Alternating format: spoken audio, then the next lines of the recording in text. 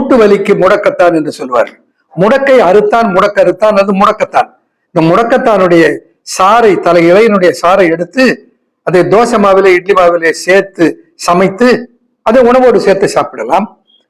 வலி உள்ள இடங்களிலே அந்த முடக்கத்தான் தழையை அரைத்து அந்த சாறை வலி உள்ள இடங்களிலே பூசி உலர வைத்தாலும் அந்த வலியை அது குறைப்பதற்கு உதவும். பூண்டு இருக்கிறது பாருங்க, இந்த பூண்டை வறுத்து தோலை நீக்கிவிட்டு பூண்டை சாப்பிட்டு வந்தால் வாயுவினாலே வருகிற வலிகள் அனைத்தையும் அது நீக்கி ஒரு சுகத்தை கொடுக்கும். மேலே தடவுவதற்கு என்று பல தைலங்கள் இருக்கின்றன. கற்பூர தைலம் இருக்கிறது, புதினா தைலம் இருக்கிறது, நீலகிரி தைலம் இருக்கிறது. இவைகளெல்லாம் கலந்து பூசுவதனாலேயும் வலியினை அகற்றலாம். அல்லது சித்தர்கள் உருவாக்கி தந்திருக்கிற இந்த அத்வா ஸ்ப்ரே அல்லது ருத்வா ரோலான் இவைகளை பயன்படுத்தினாலும் இந்த வலியில இருந்து நலம் பெற்று வாழ முடியும்.